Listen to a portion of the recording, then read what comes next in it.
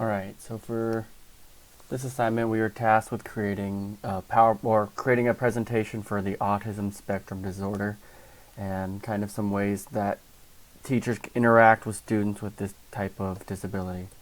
So first off, some characteristics of students with autism spectrum disorder, things that they kind of need to be aware of when they're in the school environment, their social relationships, some communication, the student's interest, student stress, and then the diversity of students with ASD.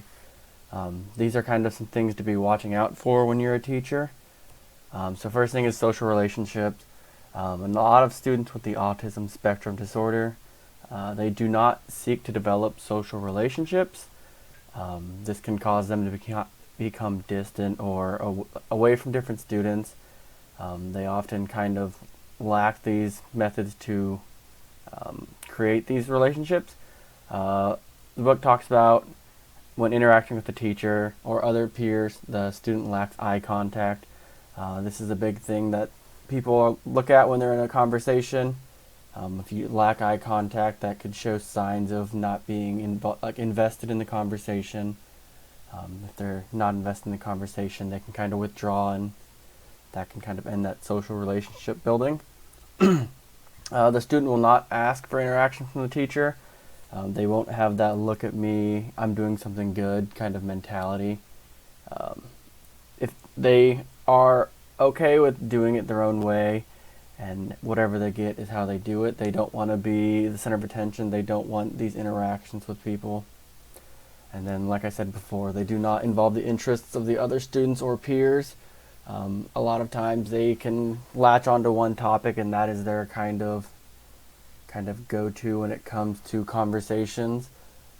If they don't talk about the topic they're interested in, then they will just withdraw from the conversation and kind of lack that building, and that's just part of the reason why they struggle with social relationships. Next one is communication. People with autism spectrum disorder have difficulties using and responding to traditional verbal and nonverbal communication. They will have their own methods of doing things, and if they don't interact in the same way, then it can kind of be difficult for them. Another thing is they have delayed language developmental problems. They can either be super good with communication, but it is in their own form. They have speech patterns and mannerisms that they pick up, and that's how they communicate. If they aren't able to use these speech patterns and mannerisms effectively, it can kind of put a damper on the conversation, and again, they'll kind of withdraw. They're unsure how to respond to people. They're unsure how to respond to other students or teachers when it comes to these interactions. If they get these interactions where they're uncomfortable, it can kind of make them go back to things that are their coping mechanisms. Example here is being screaming or yelling. That is something that calms them down in a way that they're more comfortable with. They can kind of rock in their seat. They can shake. They can have all these different actions that are kind of their coping mechanisms because they just aren't aware of what to do. Another thing is they have echolalic speech. What this is they repeat words or phrases they've heard before. It is kind of their comfortable zone. That's how they communicate.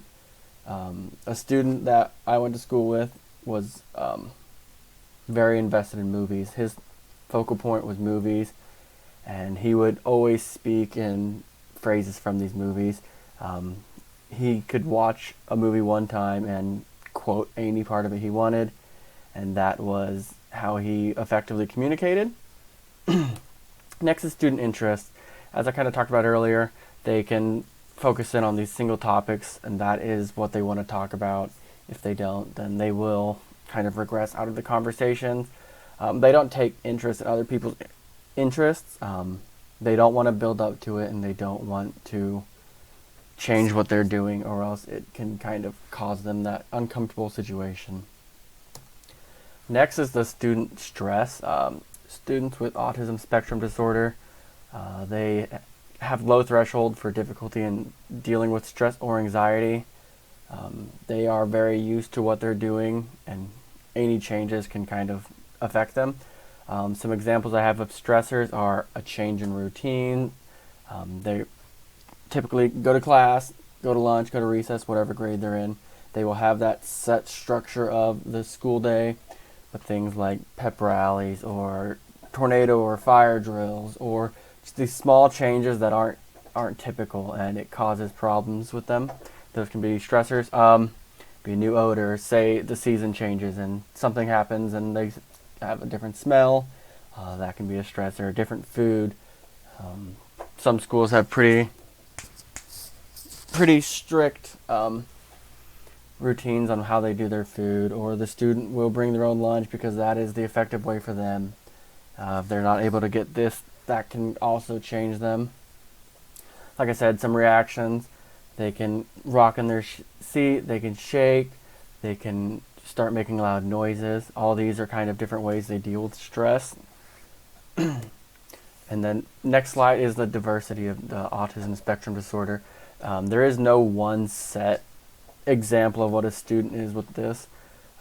Some can have delayed speech to where they're kind of slower but they have more interest than other students. Some have just struggles with social interactions, but they have really good speech. It's just they can't do this interaction to where it's effective for them. Next, they can also have trouble with the changes in routine. Most people aren't going to be too particular about their routines, and this can kind of be a difficult topic with students with autism spectrum disorder. They have trouble with conversations because they want to follow this set pattern, and other students don't necessarily have to do that, so they don't care enough to. Alright, and then finally we're going to switch to the instructional support for students with autism spectrum disorder. This is more of how a teacher or a peer or a para can help the student to kind of adjust them back into this thing. So there's going to be responding to behavior, fostering social interaction, and then communicating with the students in different manners. First one is responding to behavior. Each student is different, and it is important to react to their behaviors in the proper way.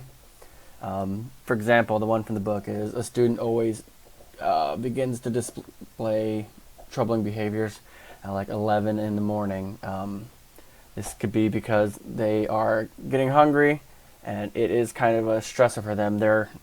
This is the pattern that they follow, and they're not quite hitting it, so they will kind of regress into this either rocking or shaking or making loud noises.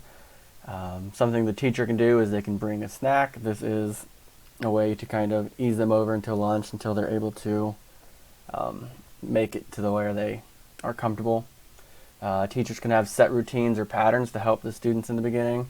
Like I said, school is pretty structured to follow patterns, so this one is pretty regular, but it can break down even farther to where not normally just the school day schedule, but teachers can have interactions when the student comes in, create this pattern that the student can kind of be aware of.